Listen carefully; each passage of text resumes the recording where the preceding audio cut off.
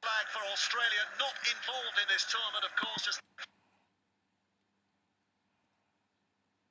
Just looking down there, we can see Petros and Avasiva. This is the way they're lining up. Dean Gagai is on debut tonight on the wing for Australia, as are two of those substitutes, Wade Graham and also Jordan Mclean. The England team, some late disruption. No Alex Walmsley, who would have been on debut. Instead, Ben Curry comes in, and he'll be winning his first cap here tonight.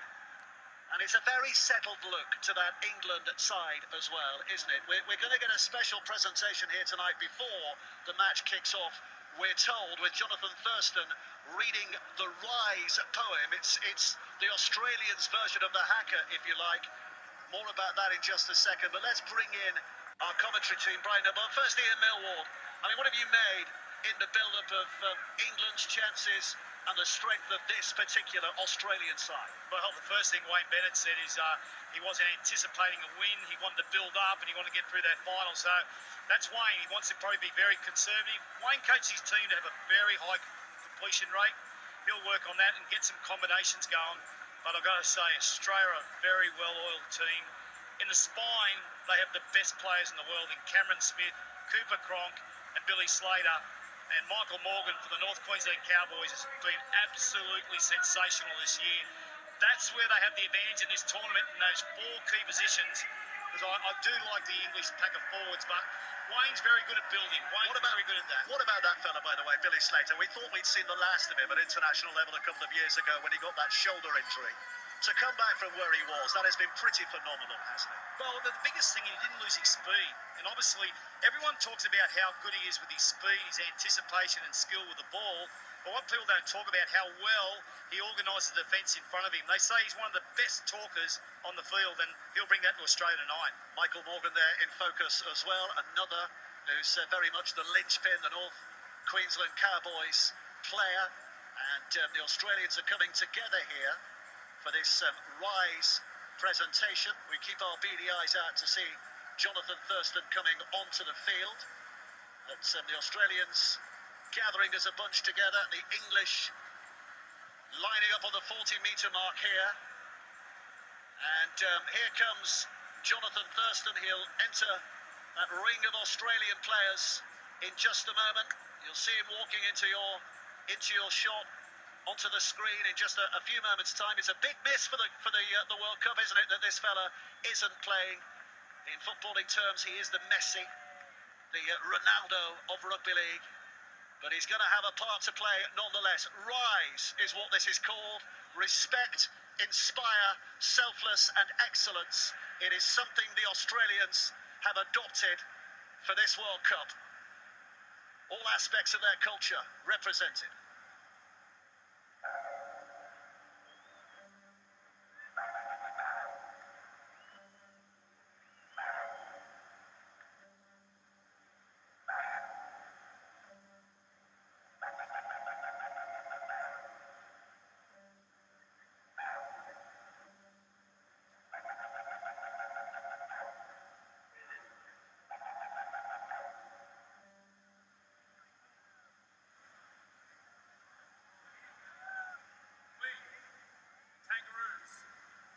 And pay respect to our traditional owners. We welcome all nations to our country for this World Cup. And we will rise as one.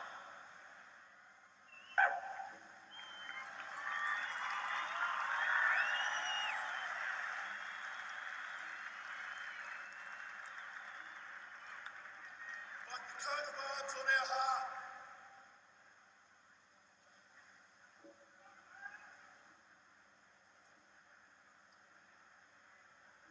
Selfless.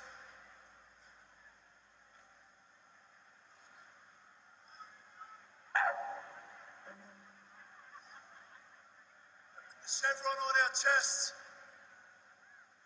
We will be selfless in victory.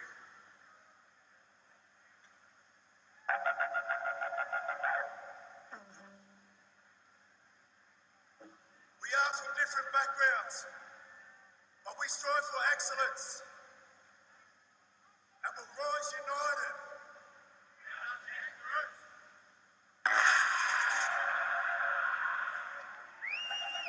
is quite a performance. I don't think I've ever seen anything like that on a rugby league field before. Let's hope they've been spending as much time in rehearsal for that as they have been for some of their planned moves this week from an England point of view. Let's hope they haven't then. That's what I'm thinking. Well, since Meninga come into the job, they've won 7 from 7, but he's the one who brought the big respect and a bit more passion into the organisation. It's just shown with that. And Sam Friday was a major contributor to penning those words when he was injured last in the Four Nations. He was sitting in hospital.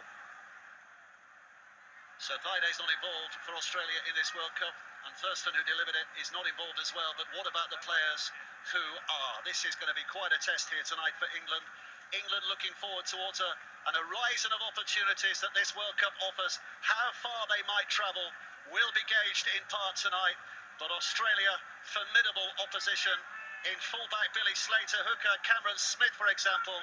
They can lay claim to being the best ever in green and gold in their position. And here we go. A referee tonight, Mike Chechin, preparing to get it underway. Cameron Smith has planted the ball down. Billy Slater back on the international scene. James Graham, utterly prepared. The countdown, the kickoff to the 2017 Rugby League World Cup. It all starts in Melbourne. Australia against England. 12 more nations entering the fray this weekend. But this very much the focus of the opening weekend. And what a ferocious start we've got here. Excellent. Test match football at its best. Well, these are going to be uncompromising opening minutes here, aren't they? You've got to be a little bit concerned when you come out the line. You've got to make sure you nail it, Brian. Otherwise, you'll lose some space. Well, they're being phased by that early contact, the English boys, and pretty clear where they're going right in the middle of that ruck at the moment. Well, first little victory there for Sam Burgess, who managed to step away from David Klemmer. The kick is good, but Valentine Holmes is up to catch. It's a very good chase by the English defenders. Australia start from there. Yeah, Brian, in Wayne Bennett's coaching, he always talks about completing the first 10 sets. He's looking for 100% completion. I'll be ticking them off. No thrills, just up the middle like you said. Yeah, and if you're looking for a little bit of structure, a little bit of line speed from the English, I think if they have advantage England here today, it's with that big pack of forwards that you see there going forward. Big Sam with a hit on Cronk, but he's back to 6, so they're going to have 6 more players, but they won't desist in that kind of attitude. A couple of winning moments for Sam Burgess in his opening stages. Here comes David Klemmer. Australia in possession inside the English half for the first time tonight in the opening 2 minutes. Cronk with a short ball. Gillett. Cameron Smith sidling up to dummy half again. Here's Aaron Woods. James Graham wrapping himself around the knees of Woods at the play. The ball is still quick, and Cameron Smith is away here, looking for support. Back it comes again to David Klemmer, who slams that huge body into the England line. Australia poised here. Cronk with a kick, high over the top of Ryan Hall, and over the top of the dead ball line. And it's a 7-tackle restart. England with a tackle on the 20. Well, Cronk will be disappointed with that because he had it nailed at the numbers against England on this England left side defence on the back of what Klemmer did to the line and their middle people, Cameron Smith particularly, probing in and around the ruck. Good start from Australia offensively. Two different styles, but weren't they, Brian? Where England will go up the middle, where they were very keen to get to the edges, both sides of the edges, Australia, just to move away from the ruck area.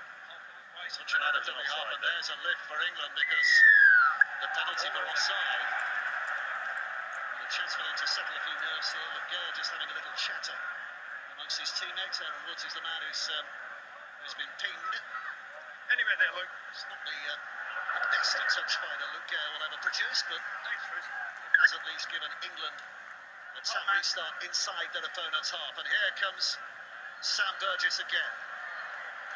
Hodgson out of dummy half. Graham now carrying the ball. Best position England have had in these opening stages. O'Loughlin, Widdup, closed down Lomax, but he's bounced away from the tackle of Dugan. Well, look how close they are here. Hodgson again. O'Loughlin, he can deliver a pass, and there he does, and Watkins trying to work his way through a couple of defenders. Gillett spinning it back. Hodgson, dummies inside to Hill. It comes to Gale instead. Lomax joins in for fullback. It's a step by Bateman. Cronk can't keep hold of him. Burgess slipping it back towards the middle. Looking to cause some damage. Last tackle play coming next. Hodgson. Lachlan. Good pass by him over the top to Mcguire. That's a try for England. Will claim the opening try of this World Cup. Matt Chepchen will give it no recourse to the video ref. And what a terrific start this is for the English side. Look at those faces. They're happy for sure.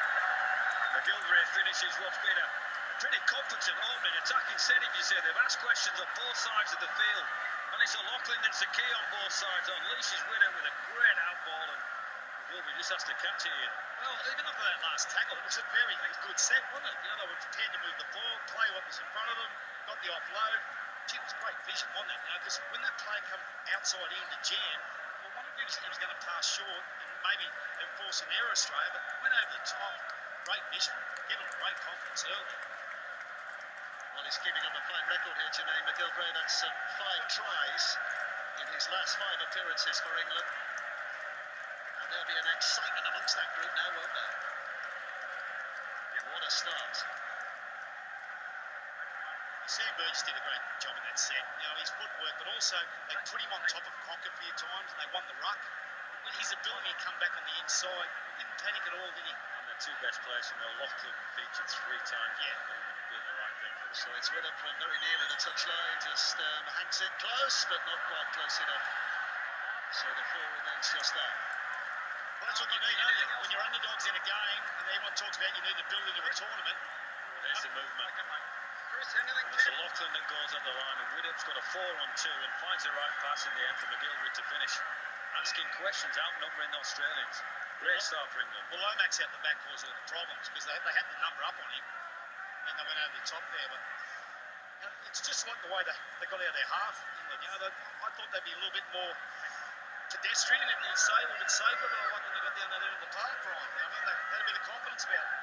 Time your own, fellas. And all the talk in the build-up has been about the centres for England, but who needs a centre when you've got a loose forward who can deliver passes like that to the winger? Here comes Graham. Gale. So Burgess is just sizing himself up again here to take on the big fellas in the middle. Smith and Woods doing the job. Here's him again with a little bit of footwork as he hits the line. That's Chris Hill's goal. Terrific footwork. He always finds his way to do that. Lachlan.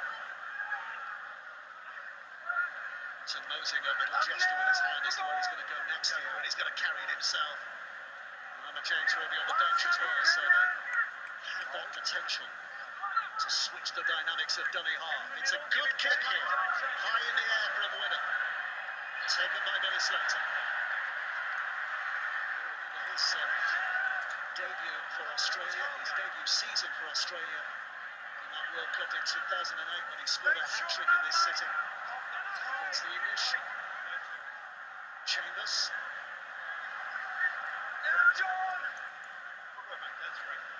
It's Klemmer. Just inside the English half-line. Here's Smith.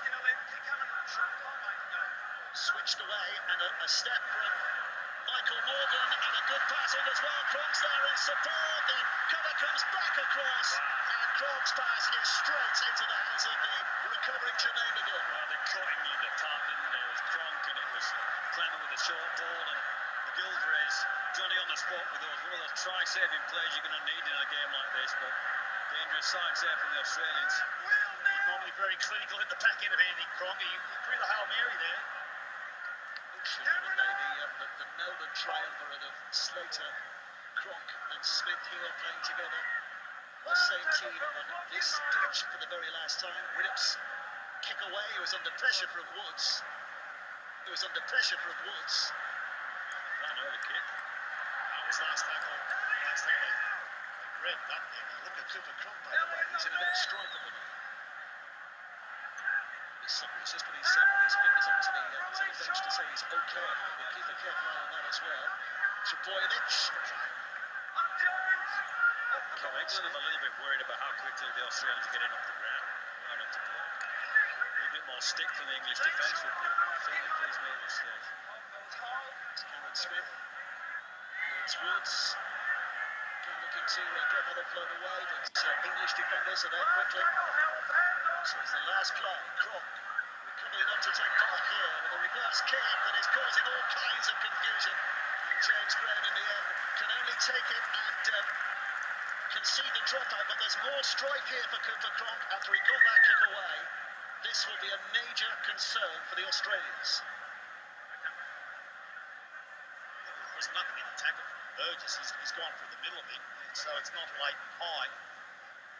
But that's the two-card trick you get with Slater and Cronk, and Smith does it with Cronk and also with Slater is they kick it back against the grain, back to the post. It's something England have to be very, very conscious of because they scored numerous tries in the NRL off that play. It's a form of telepathy. They know where all three of them are. Yeah. So there might be a kick to the outside, to the inside, and maybe over the top. It was flying by wire, these new players. They just got it so in sync.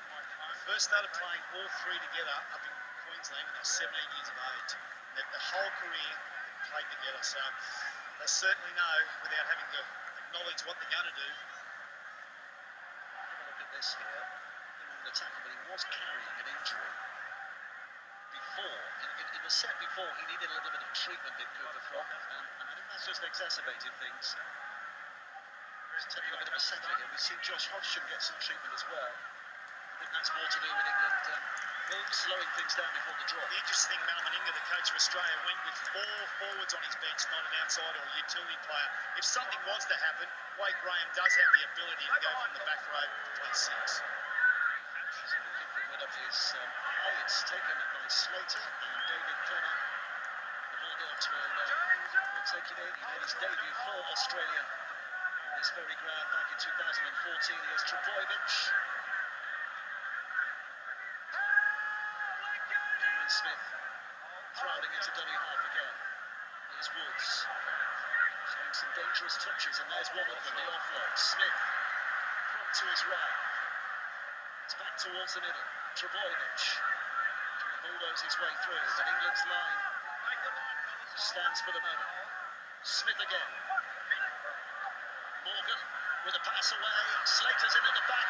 His kick as well, which Mcguire has fielded in the field of play in the first instance, but has been forced back into the in-goal area for the dropout again. The pressure's building here on England. Their kicking game is clinical at this part of the field, and I think this is now their third set, is it, for England on their own line?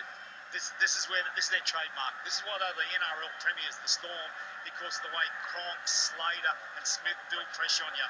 If they feel they can't get anything out of the set, they put the ball in the in-goal and get another set of 6.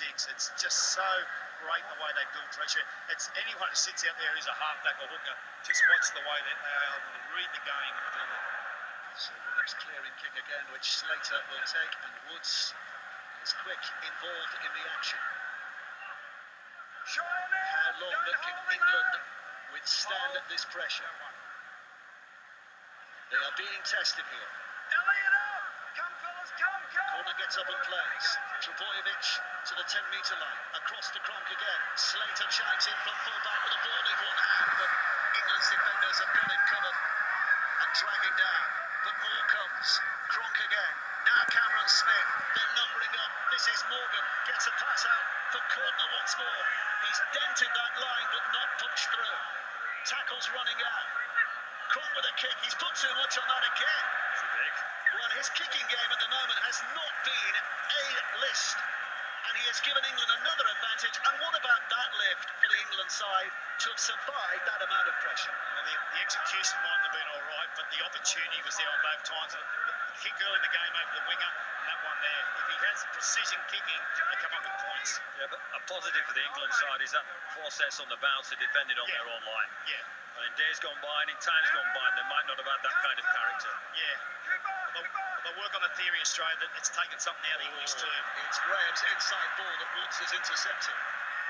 It's a bit of history, or should that be future, between those two. Woods moving to the Bulldogs next year. Graham, of course, moving away from the Bulldogs next year to St George. Illawarra, before Ian Millwall tells me off. St George, Illawarra. Well, what you don't do is give a team like Australia free possession, which England did there. Gillett, having survived one spell, England had to survive again here. Here's Smith. Cronk. Clemmer. Hammering forward again. It's a good matchup, isn't it? James Graham and David Klemmer, those two going head-to-head on so many occasions. Smith again towards who's a little wider. One to go. One more opportunity for Australia. Left again. Morgan this time, and Mcguire takes no chances. Mcguire's just become a wicket-keeper for England. That's the fourth time he's cleaned up round the back. Booted the ball out. Well played, Jermaine Mcguire. You made the comment there, Brian. You said great tackle. It was Gareth Whittam. Elliot Whitehead come and helped him. Great tackle by Gareth. You know, really stood his ground, stepped in and on the player. And that's what you got to do. You build confidence with your defence. That's what most teams do. Build confidence with defence. England's getting the opportunity to do plenty of it now. Giving an eye to Cooper Cronk. He seems to be recovering his poise a little. Dave, you're hoping. He's having a chat with Gagai. I think he's going to be okay. Keeper's allowed to bounce, and that becomes a problem for the Australians. Morgan can't get to it, and England have it back, and there's another bonus. What? That's a biggie for the English team, getting a ball back from the restart like that. And here goes Jermaine Mcguire, making miles of it. Well, England riding their luck, but they have made their own luck. No doubt about that, with their strength of will in defence. Now another potential attacking opportunity. Inside for Burgess. Slamming Sam takes England beyond the 30-metre mark. This is Hodgson. It's now with a Lachlan. He can do the tough stuff down the middle, as well as the fancy stuff out wide. One play to go. Gale. Slater's keeping an eye on it. It's Gagai who's caught it safely and in the middle of the play. His first thought was catch the ball, but second was immediate get out of here. So he doesn't have to do retreat sets on them. Sam Burgess looks sharp. They're playing in the background. The NRL he plays in the middle, has a lot of wear and tear on him. Great move by Bennett. Looks sharp. Some criticism really in the Four Nations from his coach. And his discipline. Doing well by all accounts. Was guilty of giving a few tries away, a few penalties away. Here's Josh Dugan, who can certainly run. Holmes at Dunny high. Cameron Smith puts it high. First test in the air for Johnny Lomax, but no real pressure as the ball comes down, and England will start from there. Ryan Hall talking in the build-up about the role he has. It's not just about scoring in every game he's played so far on average, but that kind of carry. Bateman again. It's slow. Gale goes left. Burgess on his left fringe will bring it back towards the middle. Good carry from Burgess. Hodgson. Here's a Lachlan. Again, it's a pass that misses out a couple, but amongst the couple he misses is his own man as well, Ryan Hall. Well, that'll be the disappointing thing for England. They've not finished their sets. Probably in the last three, two of them have gone to ground, have gone to Australia. So a little bit more method about what they're doing, Dave, and just kick into a corner and the leaf out of Smith and Cronk's book. Yeah, well, if you look at the characteristics of Wayne Bennett as a coach, his two things is his teams are the most disciplined team, and also they have the least amount of errors. And their discipline's been good, but the errors coming out of yardage, that's just a cruel blow to them. And I've got to say, if you look at body language at the moment, there's a bit of wear and tear in England at the moment because they've had to do the most amount of work coming out of their half. Australia hasn't had to do much work yet, have they? Well, they've had a lot of defence to do, the English team, so this break at the scrum here will give them the resolve and the recharge that they need. 16 minutes played. Just the one try so far to Mcguire, who led to a score in the fourth. Whittam couldn't give the conversion from the touchline. Australia, a lot of pressure since then, and here they come with a little more. It's Dugan, gets it away, but they're going to round up Gagai and put him down. Still 35 out from where they want to be, Australia. Here's Cameron Smith again. Trbojevic bursting in. There was a bit of a gap there and some cover required from England. It's taken on by Klemmer, and Klemmer's pulled down, but just over 10 metres away. Cameron Smith waits at dummy half. Cronk now. The step by Gagai is stopped in its tracks. Gale and Graham getting there. But they're in a familiar position, the Australians here. Smith to Morgan. And now Slater trying to create a bit of space over there, but some wonderful defending from Watkins in the first instance. A recovery to make the second tackle a good one as well. Now with Cameron Smith, here comes Trbojevic. Last tackle again. Smith takes it left. Morgan dummies going nowhere. Ball comes free, but it has been lost. And England have survived again. This is really good defence from England on their own line. But how much can they do here? Good D England, you're right, Woodsy. They've dug in there, they've found the extra special effort to keep Australia out, but for me, they're still at their look at that tackle. Yeah, I think the big thing with England, when they work together as a line, and they, if you look at James, you made the comment then, you went, oh, he come out of the line and try to solve it by himself. When they're working as a line together, they're solving it very well. Actually, I thought Slater was going to skin him there, and the way Watkins just sort of bided his time, was nice and patient. It's good. There's a Lachlan. This is Simpson. Gale just to his left. Bigger fella there in St. Burgess, but just in danger of letting the ball slip. Here comes Burgess. Trbojevic rounding him up. This is the last. Gale. Sweeping kick from him towards Valentine Holmes. Crunching effort by Whitehead is across there to make the tackle. Being ultra critical of this England effort, and it's not in any way, shape or form. I think the kicking game could be a bit better. Yeah. Especially, there hasn't been a lot of kick pressure from Australia. They're always kicking from the halfway, so you'd like to see them hit a bit of space, wouldn't you? The ball's rarely going past the 20-metre line, isn't it? So Australia have got momentum straight away on the 40 on early plays.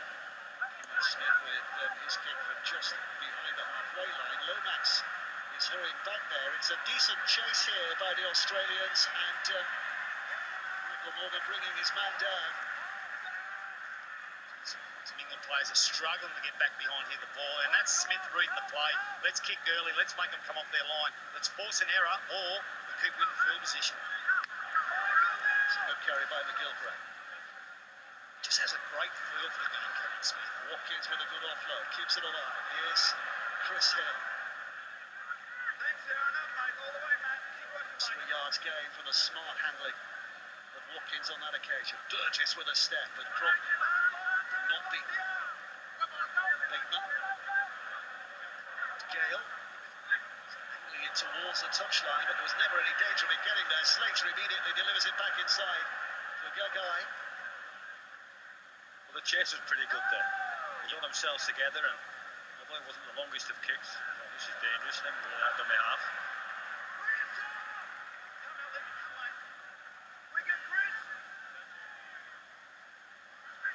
Chambers delivering it away. Woods taking it back in. Smith. Woods is looking for a penalty. Cronk. Trbojevic, and Slater comes from out back and makes a bit of damage again, but again the pass is loose, and again it is England who drop on it in Sam Burgess this time. If you're Australia, they did the first bit real well, and then didn't execute the second bit, which you normally see from this team. So I think it's a little bit of lack of respect for England. They're putting on their signature plays, Australia, and they're breaking them, but they're not patient if there's nothing on under it. It's very unusual for those key players to be impatient. They've created some space or opportunity. It's Bateman. Well, the ambition was there, the execution was there to keep that ball alive, and Lomax will take it off. Some good offloads from both centres so far tonight, haven't we? Here's Hodgson again, and Gale, smart, snapping away.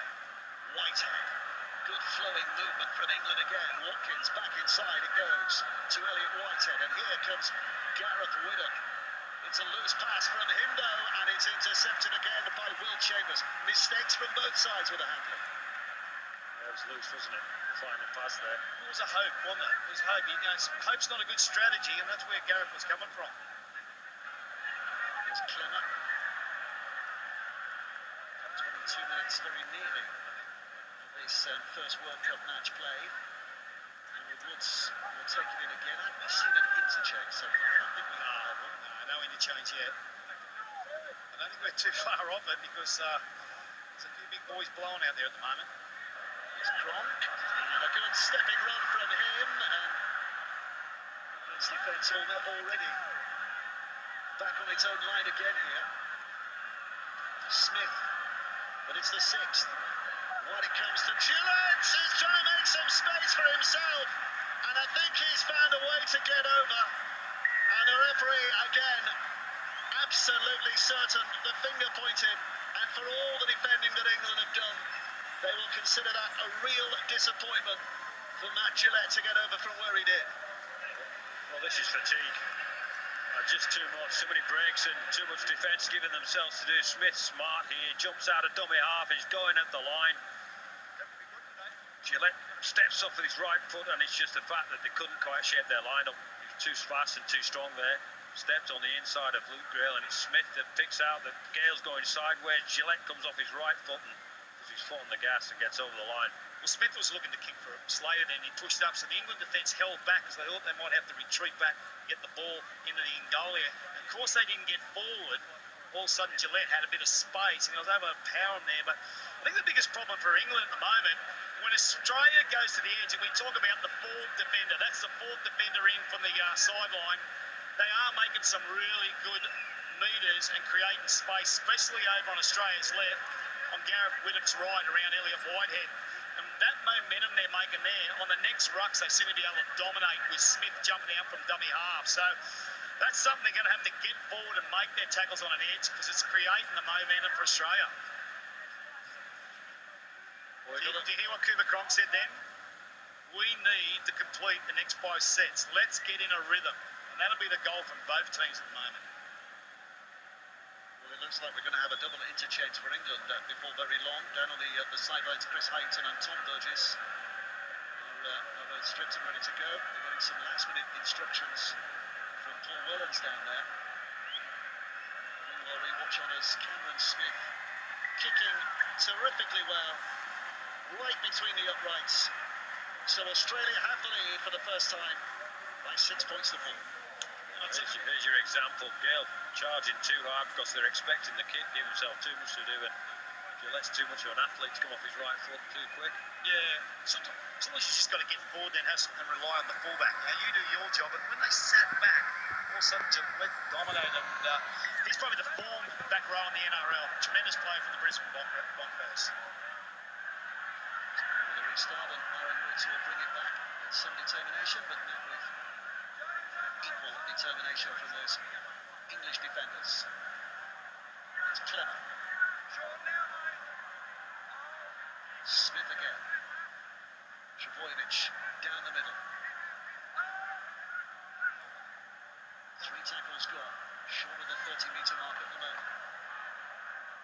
Australia trying to make some indentations here. Quickly by Smith again. Trbojevic. Pass was late, and the tackle hitting in the ribs quite early there from McLaughlin. 6 again, kicked away by Cronk, and there's some pressure on him again because Chris Hill took him and flattened him after the kick was away, but it was judged as okay. Lomax trying to thread. Bateman is quick out of dummy half here. Graham and Hill have come off, by the way. Byington and Tom Burgess are on the field. Here's the first carry from Tom Burgess. And the first also from Harrington. Real freshness now to this England pack with those two coming on for a time or two. Hodgson. Out early. Good kick as well. The bounce holds it up though. Slater will catch it on that bounce.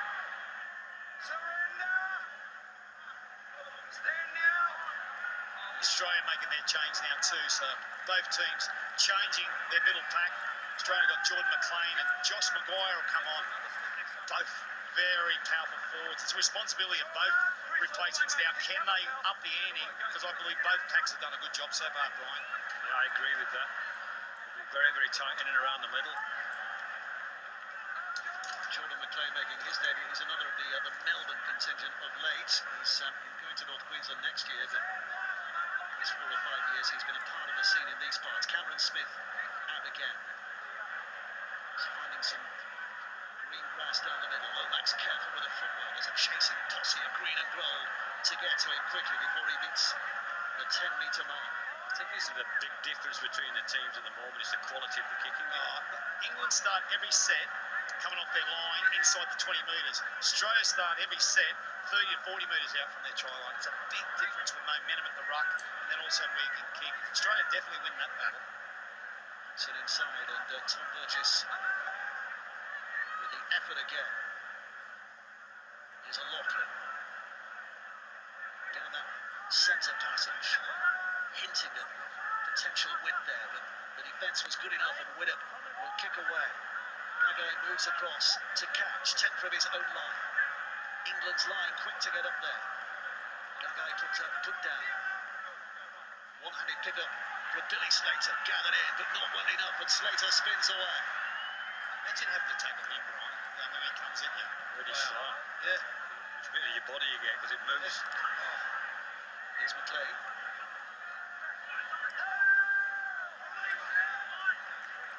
Getting a quick pick-up here, and carried forward this time by Michael Morgan. Still keeping it alive. It's Mcguire.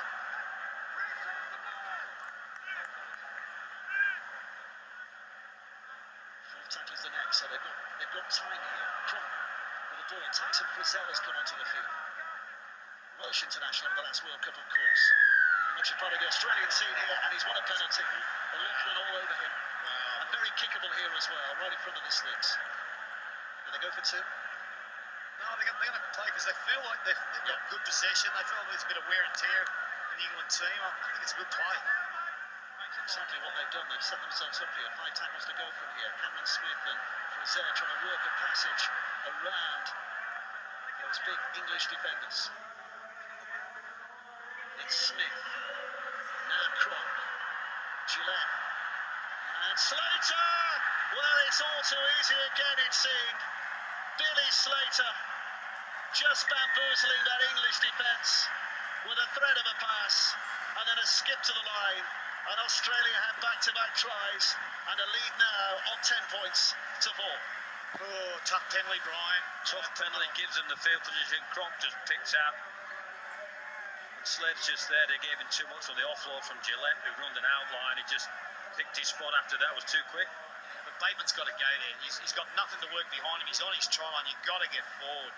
You know, and he sort of backpedaled. He had to go forward out of there. And, you know, it's just weight of possession, weight of field position. Yeah, they've come up with some errors, Australia, in execution. But gee, you feel very confident when it gets in the Slaters, the Cronk's hands, don't you? They're going to execute well.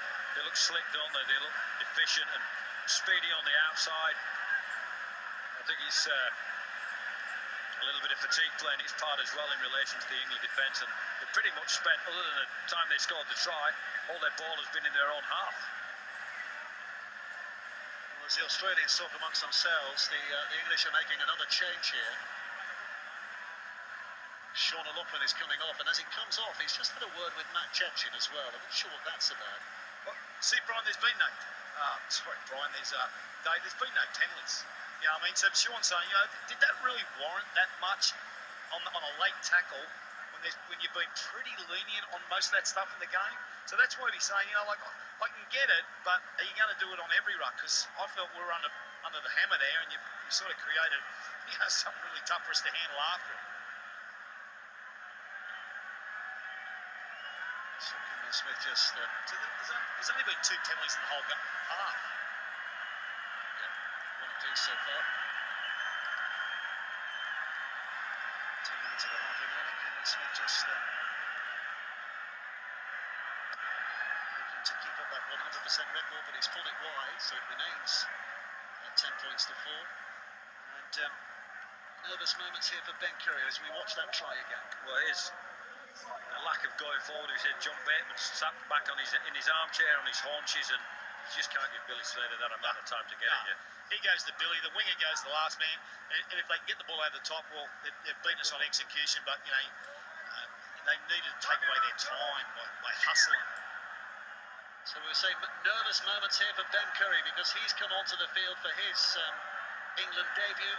All likelihood he would have made his debut there. You see him, the number 18 in the Four Nations last year. Had it not been for injury, he's had a season that has been decimated by injury. He could finish on a high in an England shirt. Big 9 minutes, Dave. You know, it only becomes a 10-4 scoreline. They're well earned, England, but they don't want to leak one before half-time. And give it a little bit of a different atmosphere at half-time for both coaches. Jordan Mclean. Smith going right, Frizell. So much when he comes on from the bench.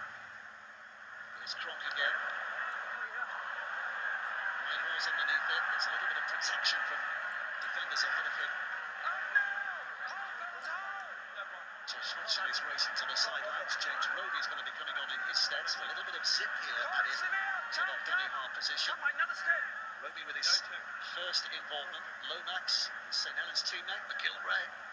Michael Morgan gathers him in. Height straightening up. It has been a story of a half that has seen Australia dominate for the most part. England starting really brightly, didn't they? Those opening 5 or 6 minutes in which they've scored. But they've had to soak up a lot of pressure ever since then. Kick away from Hodgson. Slater with a catch. He's got a step. Well, this is a big defensive set for England. They've got to restrict the territory of the Australians in relation to get out of their own half and try and establish some field position in and around the middle. So right in about how big important this last 8 minutes is.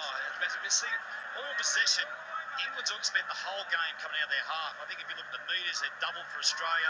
If you look at tackles in the opposition half, they're absolutely, I think it's 17-4 at the moment. Because Australia haven't had to do much work coming there. England's only been down there once, Brian. They've come up with a try, and that's been the telling tale at the moment.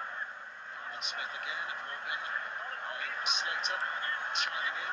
It's Dugan. Australia think about a kick here in the last again. Morgan this time with a height. Lomax with a See where they start. They start on that 10-metre line. So they're striving to get over the halfway line. Where it's a different ball game for Australia. They're kicking 30 metres out every time. And there's no mental pressure for Australia either. There's Burgess. Slipping a carry by him, but he can't go too far. Roby in there again. Well, there's a concern here, is there, for Burgess? There's a little bit of entanglement. Gillett seemed to be worried about Sam Burgess's health for just a moment, but Burgess gets up and plays the ball. He might need a bit of treatment. He's nice run. Good carry. Stretching a little. Is Sam there you are? He's not. I think he's off. I think he's off here. And that sign from the pitch. Lomax there with the ball away. Watkins. Nice play and well executed. Sam is not off. He's jogging back towards the line to get involved here, but it's on the last play, the kick, and Hall does really well. There's an Australian touch there. Right, they definitely touched it. The referee says it is still at the 6th tackle. It's hoisted high by Curry. It's taken well in the end. By Dugan, I think it was on that far side. Now, I don't know if it was me. I thought Will Chambers got to touch that ball. He definitely got a touch. Here's Holmes. Slater coming in real dangerously from Dunny half. He's so sharp. England's defence not allowed to settle.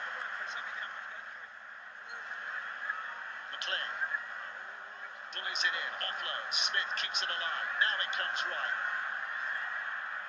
Back on the inside. Gagai to Morgan.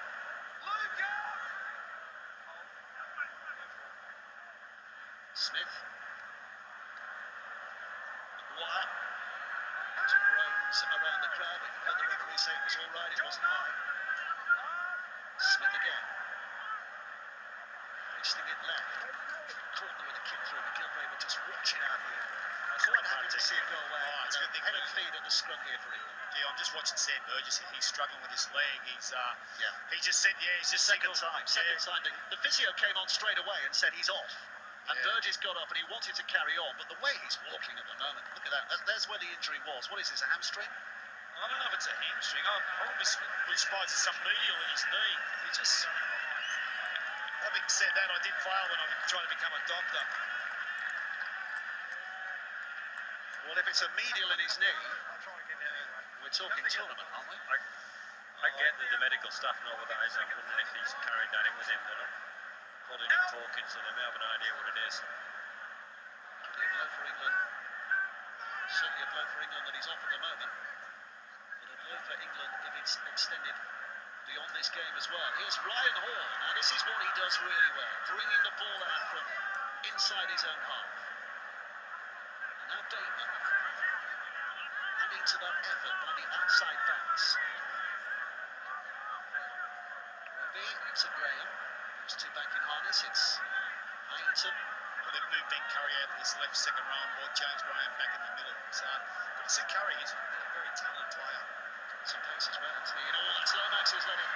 These are the best of passes to Johnny Lomax. And Australia have it back again. 3.5 minutes of the half remaining.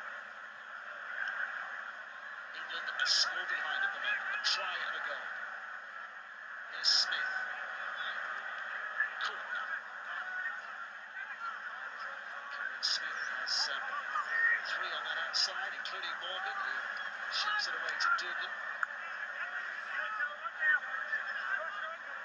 Holmes. This is Supplier back towards the middle again. Here's Smith. The short pass for Mclean, whose offload is good, and Cronk did well to carry hold of that. Great tackle from Rowan. Smith again. Mcguire. There's a threat here. Cordner. Dugan. Haven't seen him pass yet. 10 metres out. 6 tackles the next. Back it comes to Cronk. Cronk's kick across field. Low trajectory. Anybody's ball, but taken really well by Ryan Hall. Great wing play. Australia look like we've got to get the ball there. That's outstanding leap in the air, especially from an area that's famous for Australian rules. That would have been up there with the best. There's Curry. So it wasn't a high kick, was it? Low trajectory. You had Chambers underneath it. Gagai. Oh, I thought that was leaning straight in the lap, didn't you? Roby. Will scoot away again there by James Roby. Bit of collision that's left Tyson Frizell feeling the pain of the competition. It's Gale with a kick. Again, it's Gagai who catches easily enough and can bring it back, and Australia's start. The 40-metre mark just short in their set. It's a bit of the same old story, I think. Getting to half-time would be a benefit to England rather than Australia. Yeah, I think Wayne would be looking to have a bit of a chat to him, tell him a lot of positive done, and how sort of a bit more meticulous and clinical they've got to be, and how we're going to get out of their half a little bit better at the moment, because I think that they've got to get away from just going up the middle. There's got to be a little bit of a shift sometimes there, Brian, just to break up Australia at the moment. Because their defence up the middle is very good, Australia. Cameron Smith. It's Frizell. Just been warned to watch the neck there with the tackle. Smith. Here's Cronk inside to Smith, and Slater. It's the triumvirate that strikes and puts Australia in this position. Mcguire is held up short, but some brilliance down the middle by the Melbourne 3, and now it goes left. The ball out, Mcgilvray with the interception, and a clearing run as well. He might not go the distance here, but that's a massive lift again. Wow. How many times has he been that last-ditch defender that's come up with something special? And Roby on again towards the half. What a save that was. Again, Mcgilvray to the rescue, because they were done and dusted with England. Right-hand side defence there, and he picked it out of the air and saved England and came up with the ball where they need to be. What about the game breaker up the middle? That little play, you talk about the band, or they're playing their best tunes, because haven't they broke them up the middle there a couple of times with that inside pass back to Slater? Hall a dummy half, and Graham, and the pass away. It's a quick closing down job on Winham. Nothing he could do. Roby to Graham. He's looking for some honest endeavour to give England the platform here on the last play. The whistle sounds in the background. Wouldn't this be a good time to score? Gale's kick is high. It's just punched out of play off an Australian hand. They'll take that, and they'll take this. A lead at half-time of 10 points to 4, fellas. What have you made of those opening 40 minutes? Oh, look, I think both teams, the first game, come up some errors, which has compounded, made it a little bit tougher for them. But at the bottom end, Australia have made more clean breaks. I think it's 6 clean breaks to 1. That's probably a true indication of the game because of the possession they've had. So half-time here at Melbourne, and Australia are leading by 10 points to 4.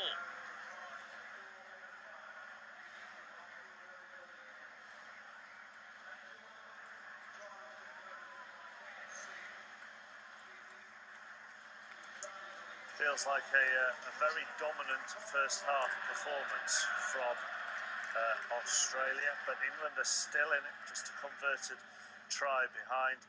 Look at the difference in missed tackles, nearly 3 times as many missed tackles from England as Australia. England completed 13 of their 17 sets, Australia 17 of their 20. Australia 17 of their 20. Well, would that be fair, Justin? It feels like a dominant first half from Australia, and yet England are by no means out of it. No, and that's a real positive. I'm sure Wayne Bennett will be stressing that at half time to the players. You know, they are only 1 try behind. Australia have obviously dominated field position.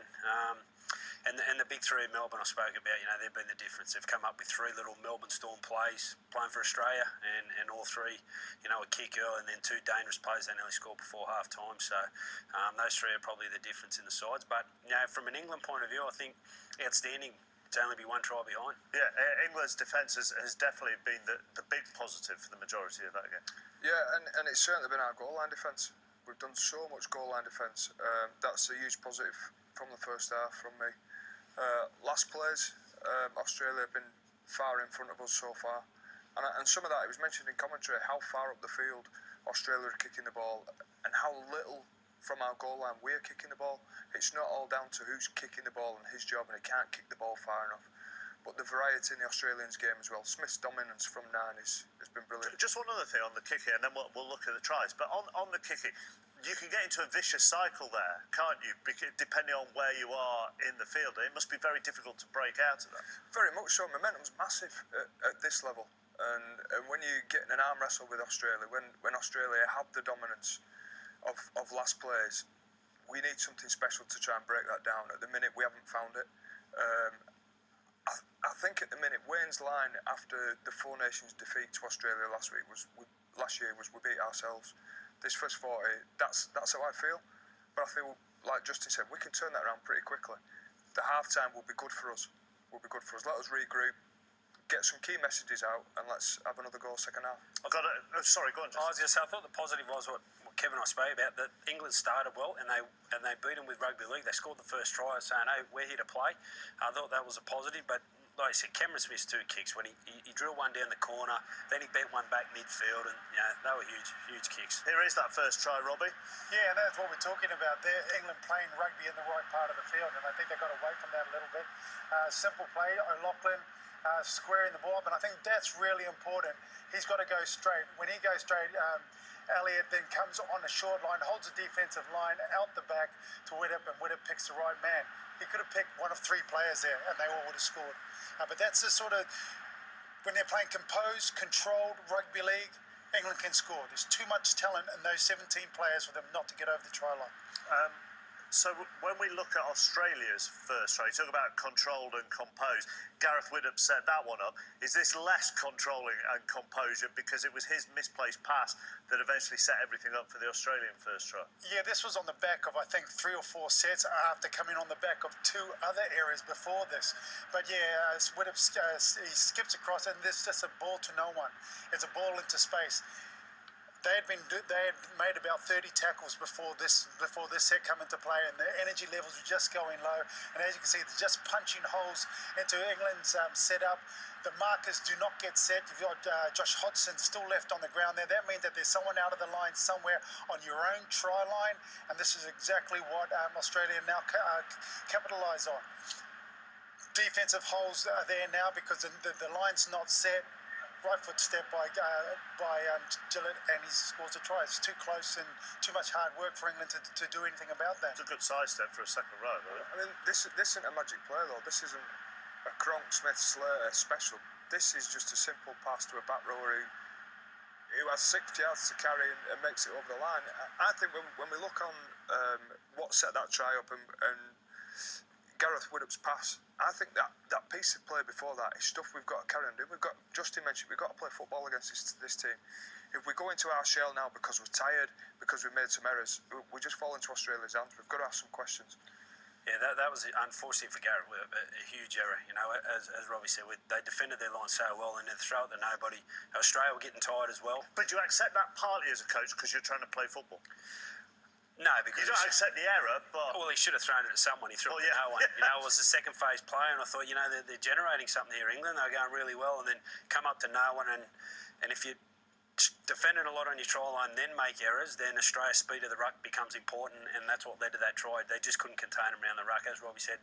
Mark it down, and the speed of the ruck's going to hurt England if they keep making errors. But they do have to keep playing. It's the only way they're going to win. Kevin, you talk about beating yourselves, and in fact, Australia's second try came from a penalty that Sean O'Loughlin conceded. Yeah, I think that it's been refereed really well this game. I think there's only been 2 penalties awarded, so the game's been allowed to flow. There probably could have been a couple of these in that first half. Sadly, you know, it was right on our goal line. We've done a lot of defence. It's late on in the half. We just couldn't keep Australia out. A big positive for me is, look, Australia, I've been scoring, I'm like a box of scorecard here. I've got Australia up 14-4. But they also got 3 repeat sets to 0, and that just shows the field position and dominance that Justin's mentioned already. When a team's attacking your line at this level for that amount of time, they're gonna score tries and get points. And as Kev said, 1 penalty each. It's hurting England because of Australia's dominance with field position and possession.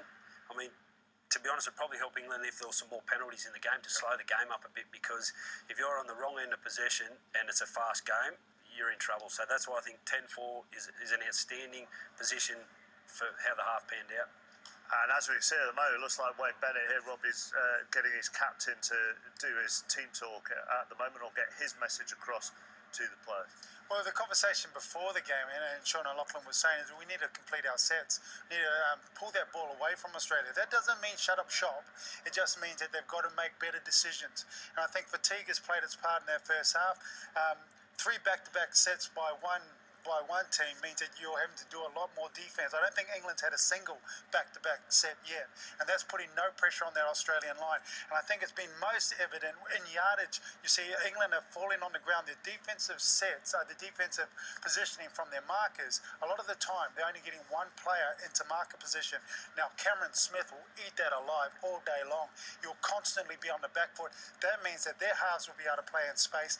That means their edge players will be able to set up their plays a lot better, and you're going to constantly be having a barrage of green and gold jumpers coming at you. I was trying to actually pay real attention to that in the dressing, because I was trying to see whether I could see Sam Burgess in that circle, and I couldn't at that stage. And that will be a worry if he has gone off. Well, he did go off injured with what we think was a knee problem, but until that point, he was putting himself about.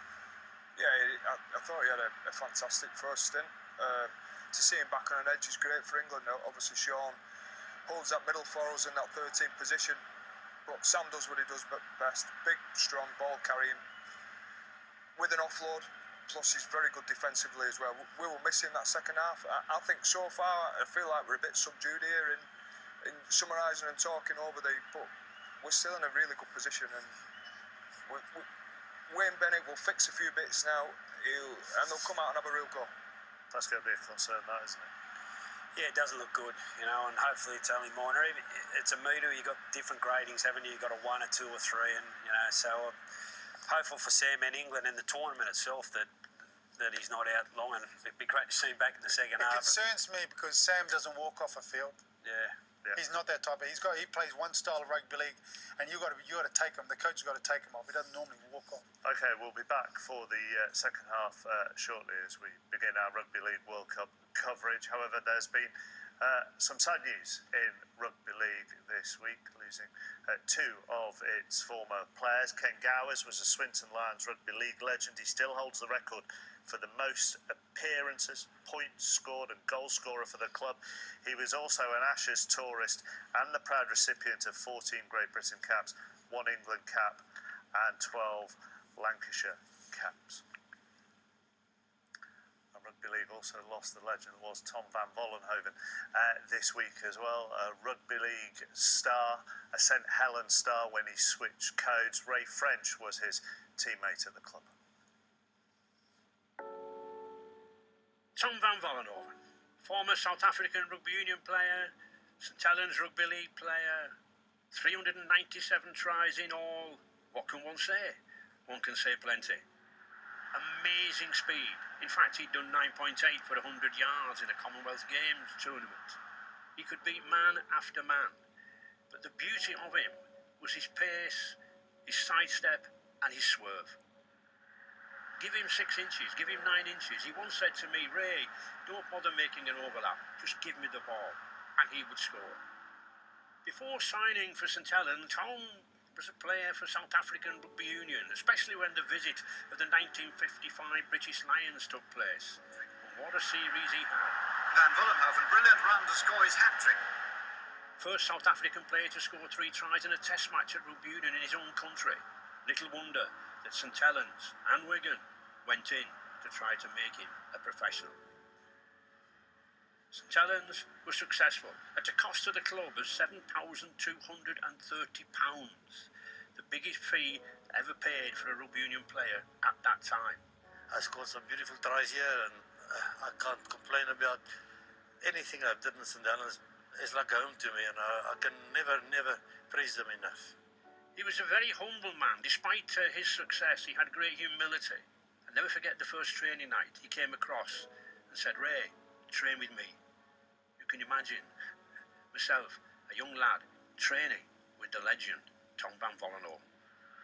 Fans of Vollenhoven's generation in the 50s and the 60s will well remember him hurtling down that wing, be it Nosey Road or be it Wembley in that very famous 1961 final against Wigan.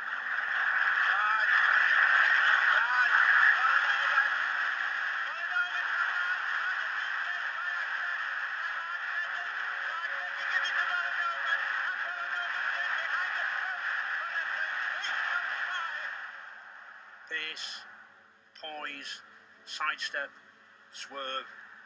Tom Van Vollenhoven had everything to be the complete player.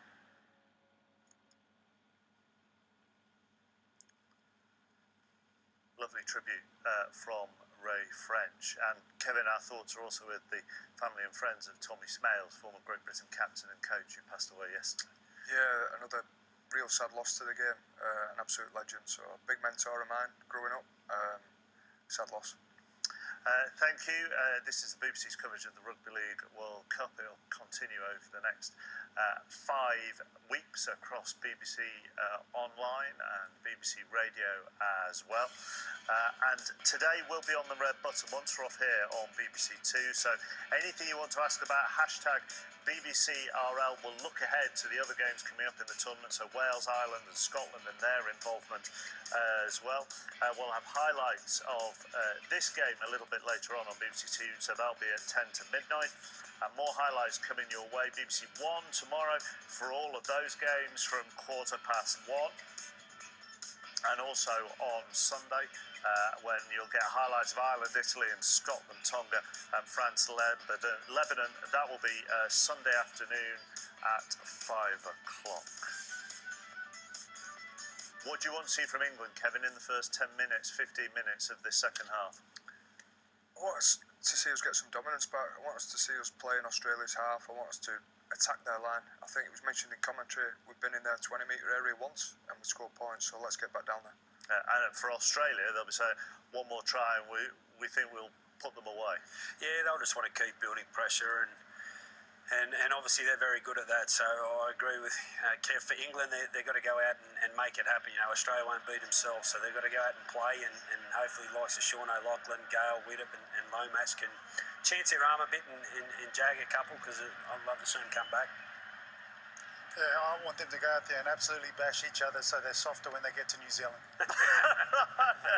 Always about you, Robbie. Somehow, there we go. So there's the half-time score. Australia 10, England 4. Let's rejoin our commentary team led by our correspondent, Dave Woods.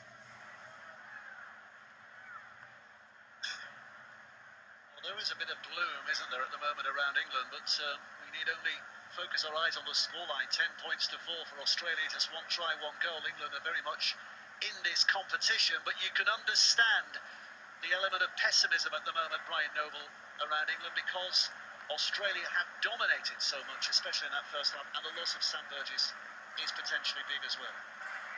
Yeah, all I would say is their strategy is a little bit more clinical. That they're hoping that somebody's going to make a break, or they're hoping they've got to break the stranglehold that Australia have on them, and they can do that one of two ways. They can kick the ball better, or they can run harder and find some position in relation to that. And that's down to the England players to do it, about their character.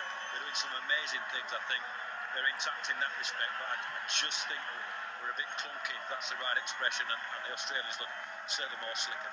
And Ian, from an Australian point of view, is there a concern at this stage? Is it just the fact that the scoreline is not as good as they want, or is there anything you've seen in there that you'd suggest would be concerning about their developments? I think we've got to go back to what we said at the start of the game. They're a very well-oiled machine, Australia, through the back of their spine of Cronk and Smith and Slater and Morgan. And I think we all said before the tournament started, England will build momentum, which I think that they're doing that in this game, regardless of what the score will be. Australia, they're very clinical, and they're playing well. Look, I don't think there's gloom and doom at all. I'm seeing some things out of England. They've defended well. They just need more possession. We love an optimistic Aussie, especially when he's talking about the English. So thank you for that, Ian. I think the performance as a whole, and McGillivray and Watkins has looked special. Some of the big blokes in and around the middle. I thought James Roby came and added a lot of impetus to the team. So absolutely right. There's a pulse there for sure. Keep in mind too, we're talking about a 10-4 scoreline. You know, and we're talking about improvement in both teams in game one. Absolutely. Game one is the key, isn't it? We've got 6 long weeks to go here. Whatever happens here tonight, there's every chance that these two could meet in the final in Brisbane on December the 2nd. The whole tournament underway this weekend, of course, as Frizell, who his former Welsh team, up against Papua New Guinea. This weekend in Port Moresby, the Irish and the Scots getting underway as well, and all the other nations. There's a good kick. Oh, Lomax has let it bounce away. And he'll be relieved at the very least that it's gone dead, and it hasn't handed Australia a try on a plate. But what it has handed Australia is a position on a plate. Well, at this level, you have to catch that. And that's not taking anything away from the fact that you have to catch it, bottom line. Well, he attacked it, and he went up for it. He just didn't execute, did he? And, you know, it's as good as a retreat set. Once again, where Australia were kicking to. On that 10-metre line, they're going to build pressure regardless. If he dropped it, they're going to build it with their defence. So a bit of deja vu from the first half. Elliot Bond, please, mate. Well, they're in a similar position on the field in terms of defending inside their 20 here. There's a man missing from the scrum. Callum Watkins suddenly has to stick his head where the sun doesn't shine, and it was an old-fashioned scrum. It was almost one against the head, and a knock-on from Billy Slater. There's the result. Johnny Lomax should have caught the ball, so Billy Slater there. Yeah, they got in each other's way, Australia. They're going to come up with an intricate play here. Slater was going to come at the back of Cronk. You know, Valentine Holmes was coming from his left wing over to the open side, and just couldn't get a clean ball away, Cordner, from the scrum base. Thanks, fellas. I think it was a disruption in the scrum that got the timing out. Yeah. It's a scrum out of the 70s you used to put your head in there, didn't you, Brian Noble, in that kind of situation? That's why it looks like it does. Cause chaos. Playing on the mark, But it's England who have possession, and no matter how they've got it and how it came to be, they will be happy that they do. And here, Good carry, Tom Burgess. Burgess survives in the fray.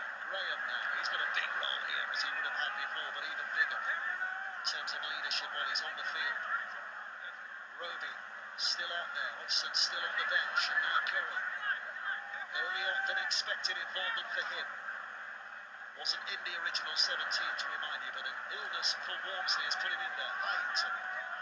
Best position England have been in for a while here, but they've already run out of tackles. So on the 6 with him, puts it up there. Who's going to come and challenge? Valentine Holmes is the man who leaps prodigiously. He seemed to stay in midair for an awful long time, but he caught the ball in so doing. Well, this is the first time England have kicked the ball, maybe on the 10-metre line. Now they've got to back their energy and their effort to restrict the territory of this Australian team.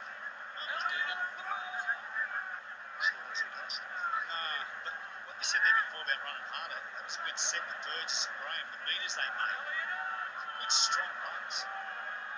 Jordan Mclean, the man in there looking for the offload, and Chambers now takes it on. This is the final play in this set, and that spiralling kick. As well to catch it. Now, how good is his return? He's running straight at Gagai. And Melbourne of Power has seen him back on the 35. That's a decent result for him. Yeah, and it's on the back of what they did at the other end of the field. They get the ball on the 30-metre line, 35-metre line. It was before previously it was in the 5 and the 10 and under pressure. Tom Burgess. It's one where the George might consider himself unlucky not to be in the England squad for this World Cup. Back to Lomax. The miss-out pass has given Mcguire a chance to find a corridor down the middle, and he's still going here. Damaging effort by him. England setting themselves up in position now. Hyington swings it left. Gale drops it out there. Curry with a pass away. They're trying to close Bateman down. He though finds Hall. Hall with a push and a swivel and a turn. Bateman can't keep hold. Did the ball go backwards? No, the referee says the initial drop was forward. There was some excitement there. There was some creativity from him. Well, lots of exciting things on the back of Widdop going out the back with a misplay by Lomax, which releases Jermaine Mcgilvray. Watch him go, feeds his way through the middle. Here you see, here's the Lomax pass, and gives Mcgilvray the opportunity to weave his way and find a hole and find a space, which he does real well. Hard to stop. Didn't quite execute on the fringe when they went to the other way. It's been some delightful stuff that way for them, isn't it? Yes, but they just haven't had that opportunity in good ball to utilise some of that vision and skills that they've shown a couple of times under pressure. So the Aussies with a hard labour to do here to bring it clear. Smith, seagulls swooping around the stadium as well. Cameron Smith gathers in. It's Boyd Cordner, the Sydney Roosters, New South Wales captain, of course. State of origin players in the Australian side for either Queensland or New South Wales. There's Cronk and Slater. And alive it's kept. Morgan. Now it comes to Dugan. And Dugan carries it in. Still hasn't passed him. It's with Valentine Holmes. And the referee says, Scruby played the ball, go back and do it again. Such judges on the field as well, getting involved. So the last tackle here for Australia. Still a distance out. Cooper Cronk puts it high. Lomax keeps an eye on it. Bateman. Whether it was Winnipeg, I do apologise, just getting in the way of things there, but legally, according to the referee, that's again a good punching effort from Ryan Hall, leaving Gillett on the floor. Readjusted. Curry. Know with that, Ben Curry, is that if he's given a glimmer of a chance, he's got the pace to take it the distance. Hyington.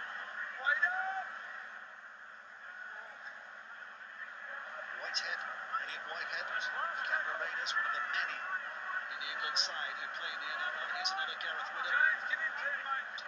With his kick, Gagai's across to take. It's the responsibility himself here. Slater. Has it been that clean in the ruck that there's only been 2 tenders? I was about to say the same thing. He's keeping the whistle in his mouth today. He doesn't want to blow that free out of that, does he? It's good though, isn't it? And the spectators. Can I do it? It's fantastic. You know, it's fantastic. Why? As long as you're consistent with it too. Cameron Smith. Effort made by Jordan Mclean. And it's England who have it back again.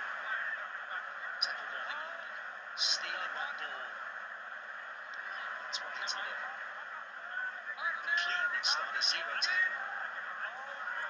Rugby, Whitehead. Footwork provided, but not enough to beat his man. Wade Graham all over him. Another of those who's making his debut tonight, the Cronulla man. Mcgilvray. He's really impressive tonight, isn't he? When he runs the ball, he scatters him. Here's Gray. Taken high on his chest by Tom Burgess. England again working their way to the last play of the set. Gale's corkscrewing kick, which bounces awkwardly, but as cool a customer you cannot find in Cameron Smith, who bats it away to the support play of Billy Slater, who's turning rocks into gold here, and Australia carrying their way back towards a 40-metre mark on the very first play. Great play. 2 things. Luke Gale found a kick, found some space, 5 metres from the Aussie line, and then Cameron Smith gets back and bats it to Billy Slater, and all of a sudden they're on the 40. A bit unlucky there for England, but super play from the Australians. Kick was one out from Witter. I like to see the other players push up, stop him there. Cordner. Cameron Smith again here. Funneling towards the middle for Jordan Mclean. Last to play for the Australians, but look how close. There's danger. Smith, but it's to a Lomax, who's in an excellent position. Read that well, Johnny Lomax. So safety first for England again. Curry. He's not really fully fit, is he? He's not really fully matched fit. As the tournament goes on, I think we'll see more and more of Ben Curry, but he's doing okay so far.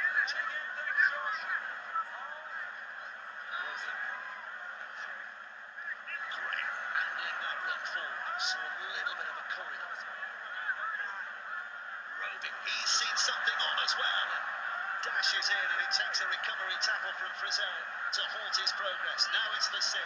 Gale to Witter. Witter with a big pass wide again to McGilvray. McGilvray's kick comes off an Australian, but it will still be the 6th tackle. No doubts about that. Watkins kicks it alive. Gale now kicks over towards that far side. Not the best of kicks in terms of the chaser to grab the ball, but excellent kick in terms of Gagai being dragged down by Bateman into the in-goal area. Repeats that there. That's a fantastic kick for this England team. Tell you what I like when he kicked it, when Gagai went up, there's 4 England players around there anticipating the kick and wanting to try and get something out of it. And look at the scoreboard at the moment. It's 10-4. With 10 minutes in the second half. There's nothing between the two teams. Spirits lifting amongst English followers at the moment. Australia with the lead, but only by 6. There's Sam. I don't think we're going to see him back in a stated dress at the moment.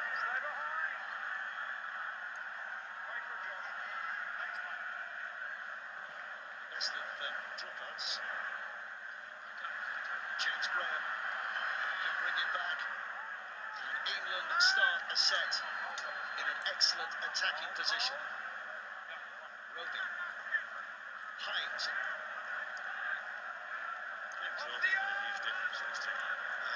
We're not passing off the ground, he was running. Here's Witter. Whitehead is less than 10 away. And England encouraged for the moment. Hill, great footwork by him again. He's got the hands, he's got the feet, he's got the power. But the Australians have got the answers in defence. Graham, quickly away from Gale! That's bombed. And Lomax called out and got it away. England were in for a try, and I think Johnny Lomax knows that. Had numbers on him. They just had to have a little bit of composure. Ease back. What's the space here? Graham, the Gale handles it well. There's Gagai. He's the last to bend on. There's 3 English chefs there.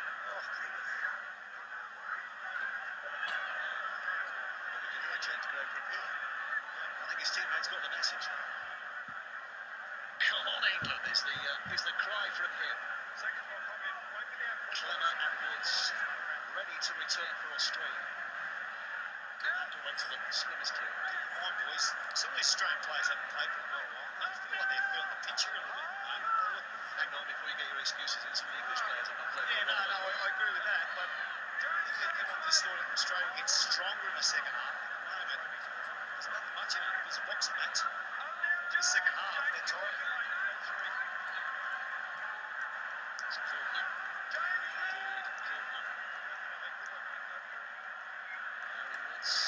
Again, Trbojevic, great pass for Woods, and Trbojevic screening on the outside of his defender, but it's not too damaging from England's point of view, because here's the last. Cronk puts it high. Lomax underneath. England start from there. Triple substitution, triple interchange that Australia have made.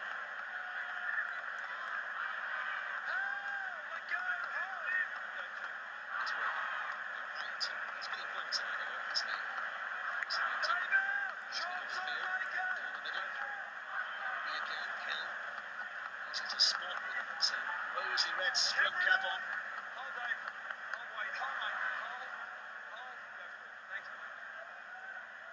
Witter. Into the game. Of inevitability. To Newcastle next year. Newcastle in Australia, that is. Comes from County Durham in England. Here's Mcgilvray, again the width provided, and a little chip through. Watkins, Billy Slater. The bounce was in his favour, and the Australians' favour. I just think it's shoot from England. They've had their kicks pressured, so they're going to the fringes now and trying to find either centre or wing that can find some space. A bit more touch on that. If Cameron Watkins plays at the ball, it's a great play. Williams read really well. He's seen that he's got space on the outside. If it's last, he's taking the space. It's made Australia really work at the back end of that set of six, and it's taken a little bit out of them at the start of their next set coming out of their half. That's a strong one. That's Clemmer. Yeah. It's a bit of Moscow route one. Cronk's inside ball, defending on Graham, and that was the sixth tackle. So whatever Australia were trying to do there, it has failed. And England will get it back. Millwall's a big perceptive guy. I'm looking around the green and gold, and they come low a little bit. A bit of a scruffy end to a set.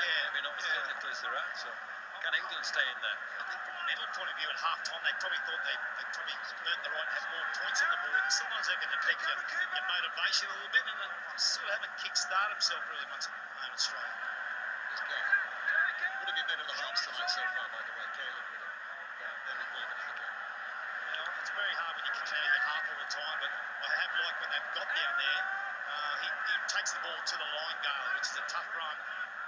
Winnip needs some ball down this end of the park, so he might get it out now. Is important. Whitehead to Lomax, who suddenly explodes forward here. He just had his ankles tapped by Holmes. Otherwise, he was travelling well, but England remain at travelling well. Whitehead and Winnip. In comes Holmes to make the tackle. And it needed making because Mcgilvray was loitering on that outside. Sixth play again. Gale puts it high. Ryan Hall is snipping an opportunity. Knocks it back to Bateman. And Bateman, well, he does get the ball back, but it was the sixth, so it'll be a handover. A lot of good things happening for England here. They've been more expansive. They've gone to fringes and found some space. It's a decent kick in the end from Gale. A kick with a bit of competition. Actually, Hall wins the competition, but they can't clean up the spoils and get over the line. But very encouraging. Just a try and a goal in it at the moment. And a reminder, it's only the first game. We'll analyse and perhaps over-analyse what happens here tonight, but there's so much that could go right and wrong for both these sides over the next 6 weeks. There's lots of other competition as well. New Zealand, Tonga, Samoa, Fiji, Wales, Scotland, Ireland. Fancy in progress. Smith taking it deep inside English territory here. Slater, clubmate, statemate, countryman, to Cronk, who fits all three categories as well. High, Lomax, again the catch is simple enough, but the defence was right in his face. England rolling up their sleeves. This is that pressure element I spoke about in the pre-match, and who will crack and who won't crack that arm wrestle, some people call it, and go in there and prepare to be boring and methodical in relation to get into the other end of the field, and England are holding their own well here. Certainly are. It's a big boot on that ball. Clemmer's into the in-goal area. I hope it stays there. He does. Slater has to pick it up there. Winnip is the first man in there. A little bit of a juggle. He didn't fancy bringing it back, and Winnip, having put the kick in, is the man who makes it happen. Great chase. Good signs for England. Good principles, good disciplines. Talking about kicking for the moment, how smart was Winnip there? He kicked early. Had to do the hard work here in Australia. A bit of pressure. English fans, I think, generally speaking, would have been a little disappointed with Gareth Winnip in the white shirt of England down the years, but there's no doubting he's been extraordinarily good for St George Illawarra. This last year. Smith is inside the 40, but of course screws short of the 20, so it will be England's head and field. He's your man, isn't he? Your man, Gareth Winnip. Yeah, he's our captain. He's an extremely talented player with the ball in his hand. You need a good pack in front of him to create those metres, an organising halfback, which Gale is, and you'll see the skill out of him. Not only with the skill with him, he's got great vision on his kick. He creates a lot of tries for his teammates from kicks. So that was a really interesting one there from Cameron Smith. His first thought was Cameron was to get the ball in a touch, just to sort of walk down there, just slow this tempo down, so they can just sort of get that second win a little bit at the moment, Australia. Like you said, Brian, England at the moment need to have back-to-back sets, but they've still got to have a little bit of air of wanting to play and make Australian defence work here at the moment. There's opportunities for both teams here at the moment. When they've been structured and gone to the edges, they've made 10, 20, 25 metres and allowed them to kick off the front foot without pressure. That's Ryan Hall. Keep working, Wayne. The two wingers, as we often see, very much involved in the early stages of clearing the lines for England. Hill, size of a drop, kick a ball for the half. Lachlan was looking to potentially bowl that back, but was involvement in the tackle prevented that. And Hodgson up with a little dash and a dart. Interesting that Hodgson and Roby are on the field for the first time in the game, the pair of them together on the field. We'll see how that works. There's a high kick, that's a good one as well. Bateman almost getting up to challenge. Making the tackle. Australia start from deep again. Chambers. Slater.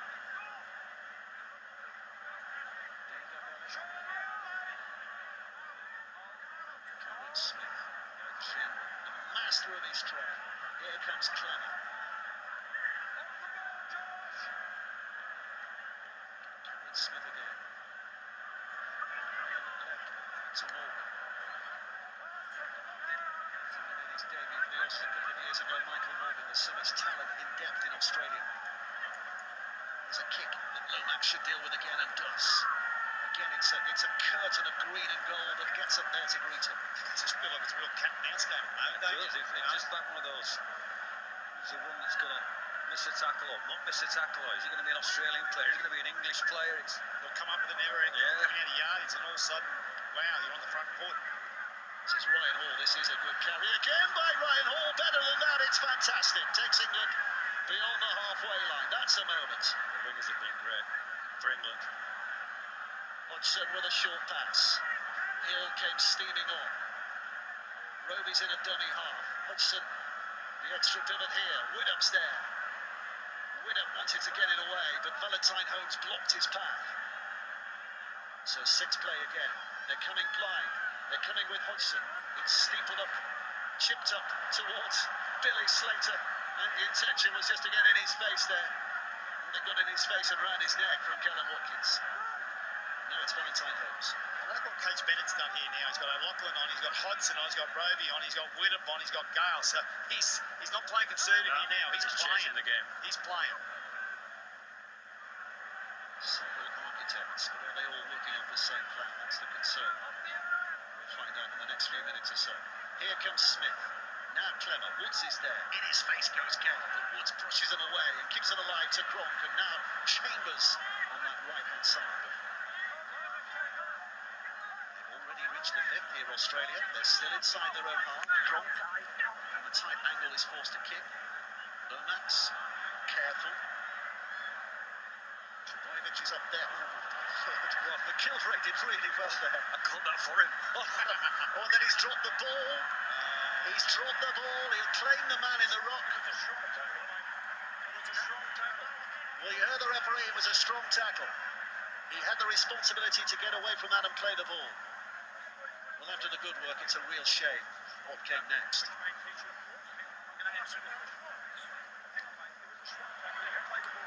No ruling. That's my ruling. You've lost it. Come and tackle the being a dominant position. Mate, no, not at all. I call the strong tackle. Two big decisions that Jackson's come on. The fifth play decision in the first half, that you question, and this one. Was there a second grab there, even before he got up and the man was still in the rock? I'd love to see the police keep going, man. Didn't he say he lost it when he played the ball? Well, for all the arguments that we might put for and against, it's Australia who are given the position here, and Slater almost takes advantage right at the start. Cameron Smith, 10 out, Clemmer again. He only knows one way. That's forward, forcibly. So he's stuck in second gear.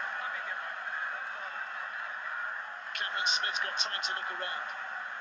His options are several. Cronk being one of them. Slater in from fullback. Chambers now on that right centre's position. England defenders outnumbering and outmuscling. But Australia remain poised here. Cronk has the reach. Here comes Smith again. Trbojevic tracks back to where it came. England hanging on. Cronk standing on that right-hand side. Ian Millwater's side, he thinks he's going that way. Back comes the other way. Woods now. And now Morgan. Morgan with the ball back on the inside again to Dugan. Dugan held up just short. So England somehow clinging on with one tackle to go. Smith with a kick to the in-goal area. There's no chase there. Not that really put any pressure on. And England get away with a tap back on the 20. Traffic quick and go. Here's Curry. Asking the initial question. Australia were ready. You've got to still pose the question. It's a poor kick by Smith. You know, as the greatest player he is, it was a poor kick, poor chase, and really relieved the pressure on England there. To say that the goal line defence was outstanding again. Yeah, it was. Yeah.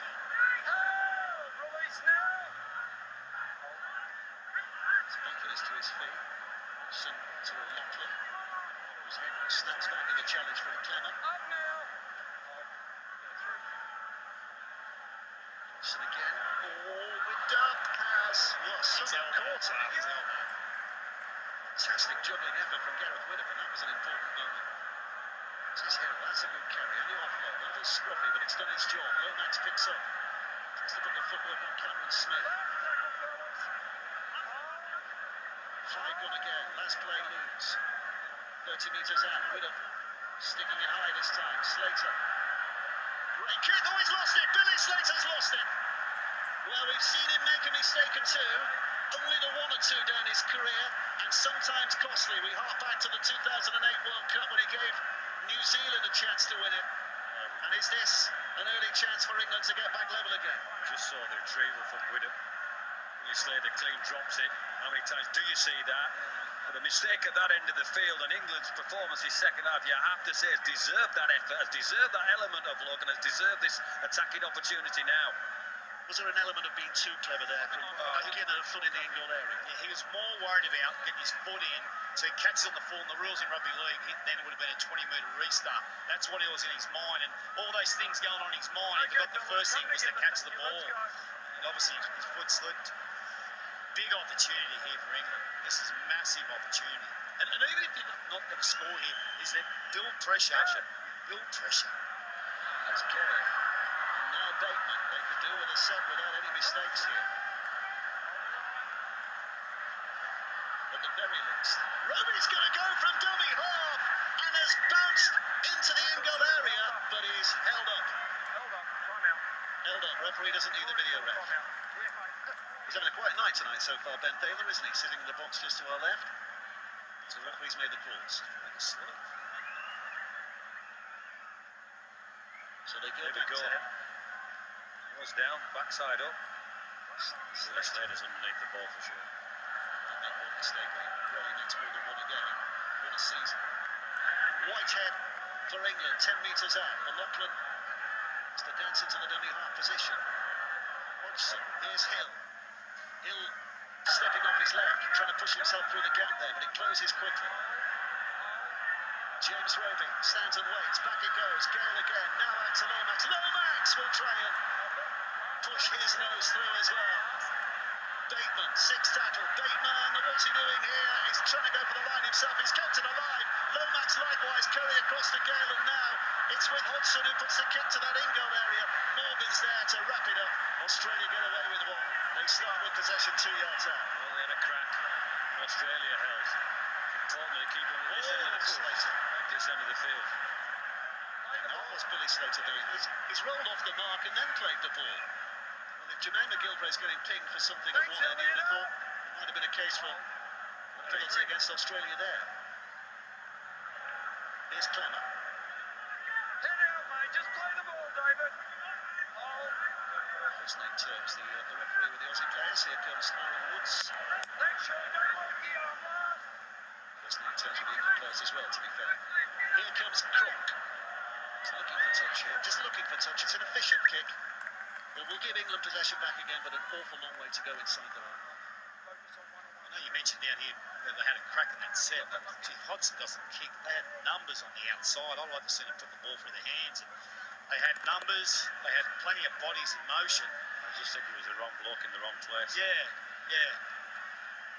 One fault I will say about Hodgson, you know, a lot of times he can be a bit kick happy. You know, and they do that in the club team he plays for, Canberra. They'll move him to the 13, bring a 9 on. He gets a bit kick happy. You know, I'd rather see him pass the ball a little bit more than think it's all about him getting a kick.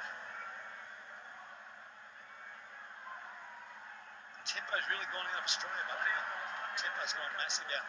Oh, more so that it's all changed because they've got to come out of their half now. So using different energy levels now. Jacob, short side, make it.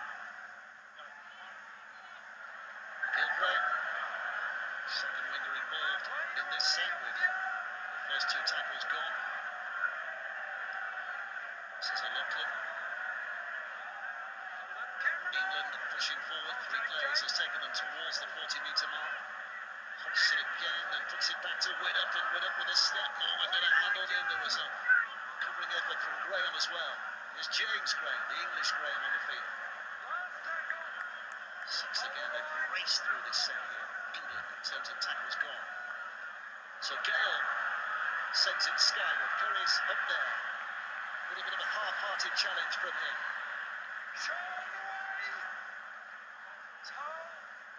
Slater. Will Chambers tucks it in. 800th kangaroo. He made his debut against New Zealand in 2015. Will Chambers. To Cameron Smith. Klemmer.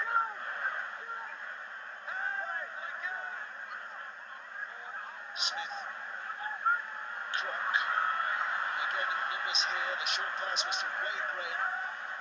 Australia 15 out.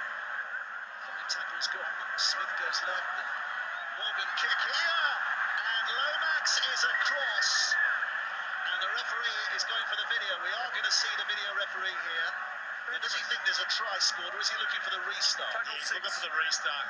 There's no try, because this is big for England, because if it's an error forced by the ball going forward off Australia, it's a 20-metre restart. Otherwise, it's going to be a dropout. That's why it's a huge decision. He's gone to the screen. Ben Taylor. Having a look at this. Balls on the foot there. Everybody is on side in the vicinity, so I'm happy to play on from that. It's the first Henry Rabbitohs cleared up. Okay, wait, can I just go into grounding? That sums up that line challenge. Can we just jog back before that, please, to the challenge by Whitehead? No, he's allowed to turn and escort him off the ball there. Gives us a penalty. He just turns his body and goes at him. His intent there is to knock him off the ball, isn't it? Does go across his path. Right. It's very close to the ball. It's close to the ball, though. So I'm happy to play on from that. Let's play on from Well, that. that's interesting. The referee on the field seems to be correcting Let's that see, does he decision. get the ball down? It's in Lomax's hand, but it appears to be knocked out by Australia and knocked out forward. Can I have another side angle on that, please? Well, from the way it was going originally, So it's in Lomax's hand. this is a complete reversal. From that angle, it looks like the ball is knocked out forward by Australia, which it is. And let's just see where the ball ends up. I believe it goes dead. Correct. It does go dead. Right, I'm going to start the game. It's my decision. I'm going to the board. Thanks, mate. Well, that was a really interesting insight there, wasn't it? Because Thank you. I don't think we hear in England that conversation from the referee on the field with the video referee, where the video referee is thinking it might be a penalty, and the referee on the field says, no, it wasn't a penalty. I mean, from an England point of view, fantastic that I'm took impressed place. with that decision from the referee, and I'm impressed that the intimation was there, because I thought Ben Taylor was going to give the He penalty. was going to give the penalty, wasn't he? Yeah, he was. I don't think it was a penalty. Tell you what I was impressed with. Adrian Morley's working for the media in the next box, and it's a clear thing, and he was staring at him as if to say, do not go against England here. So I thought he handled the pressure pretty good too. What a muzzle. He's working for our Aussie colleagues over here, Adrian Morley. A bit of of a giggle with him earlier about being in World Cup, but I think English through and through, isn't it? big play that, Buck. Big decision. Big decision. Remember the catalyst here for England. Well, it's still just the one score in it. We've not seen any score in the second half, but we've only got just over 8 minutes to play. It's with Widdop talking before the game about who wins and who loses. One scoreline we hadn't counted really was the draw, which there is a potential for here.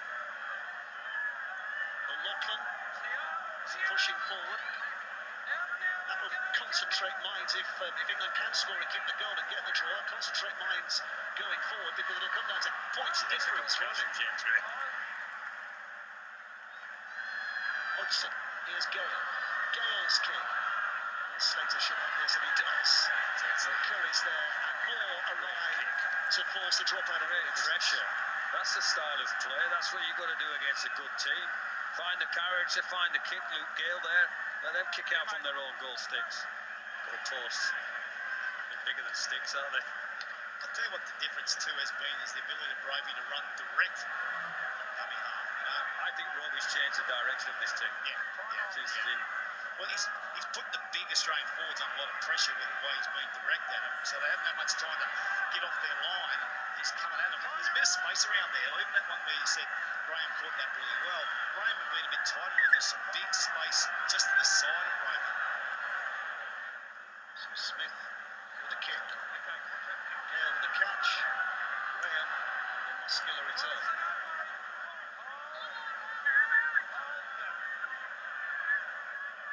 Some inside to O'Loughlin.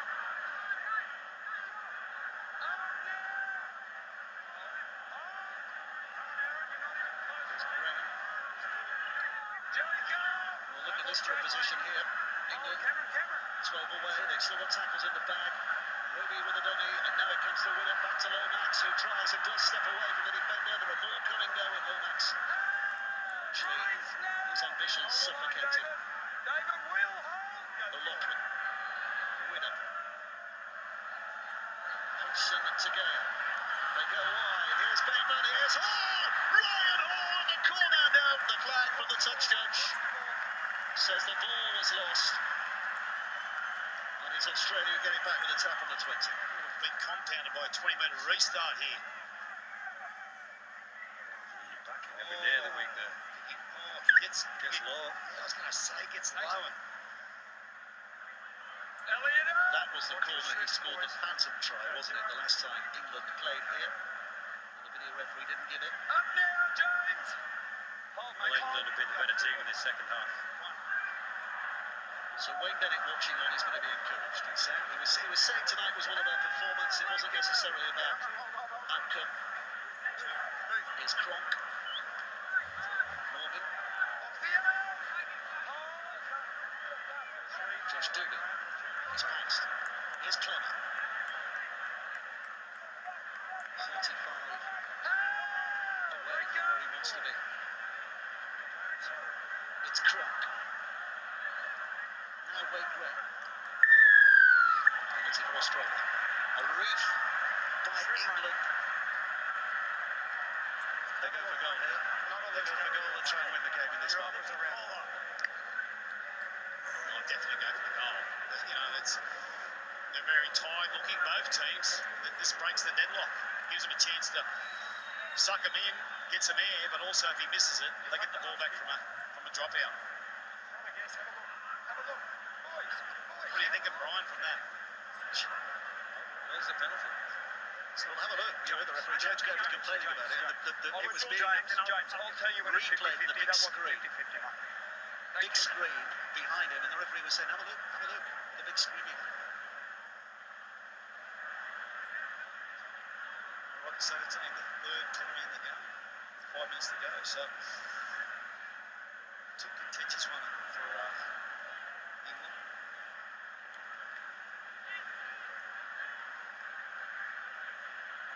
So a chance to potentially win the game here. Cameron Smith puts this over. England would have to score twice.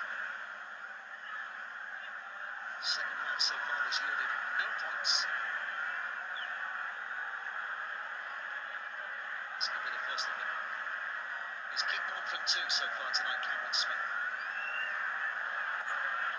Make that 2 out of 3. It's an 8-point lead now for the Australians.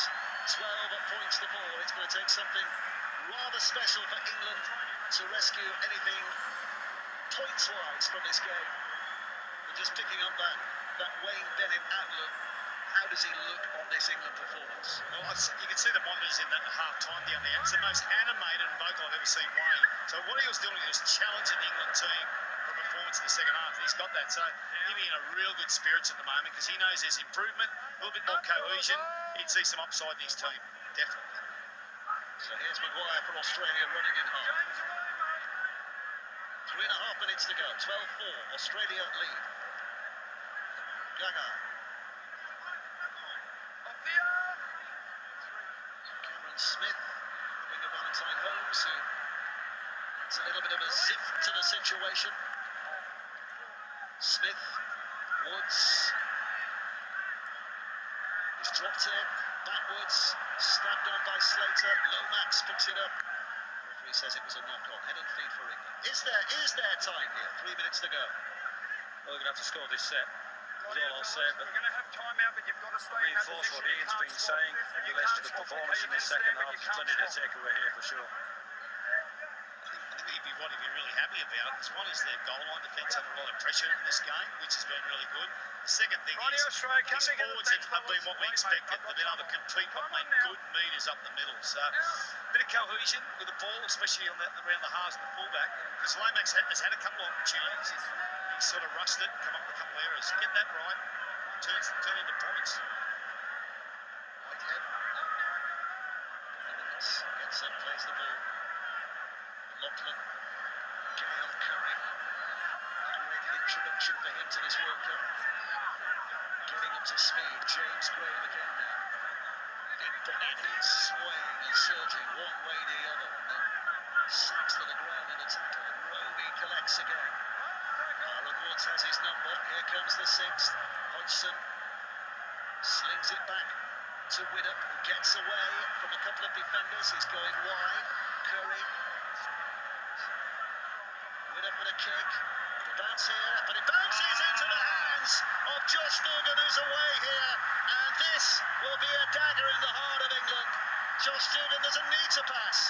He runs 80 metres to score the try that makes absolutely certain of an Australian victory. England were going for it, but it's the Australians who get it.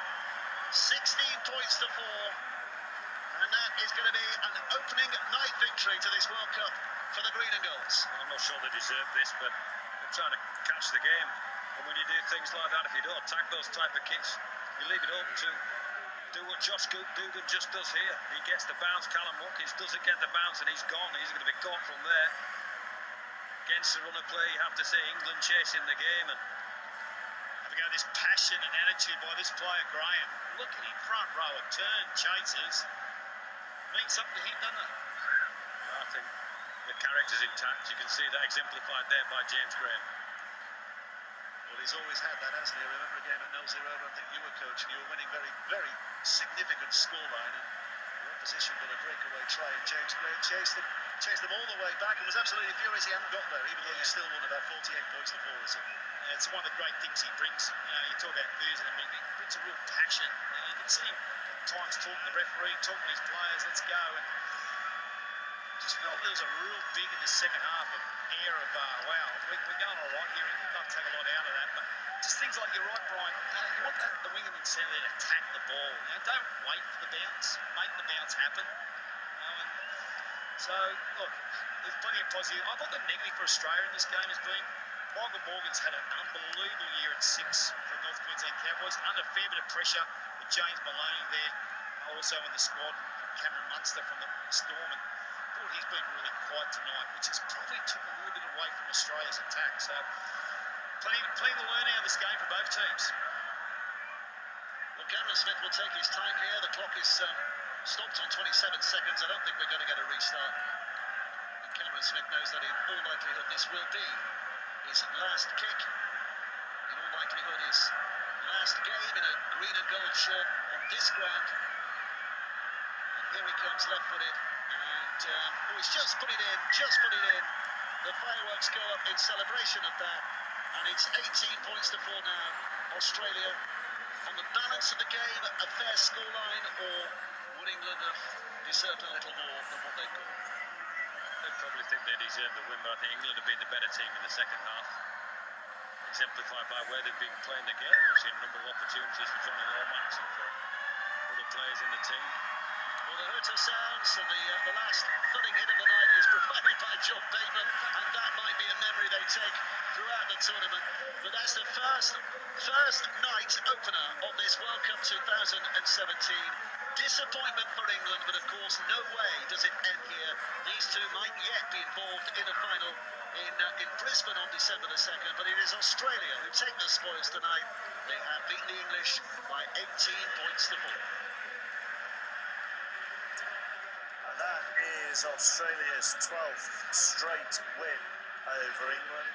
Remember, 10 points to 4 till very late on, and then Elliot Whitehead penalised, the kick going over, taking it to 12-4, and then that very late try on the bounce of the ball, and Australia get the 2017 Rugby League World Cup underway with an 18 points to 4 victory. But I wonder how many positives Wayne Bennett and his team will find from that performance. I wonder how many positives the guys in the studio think there have been as well. We will find out very shortly, and once we're off air here on BBC 2, which should be about 12:15, then we'll move to the red button. We'll bring you plenty more reaction there, plenty more interviews, plenty more analysis as well, and we'll also look ahead to the rest of the tournament, look at Scotland's chances. We'll also look at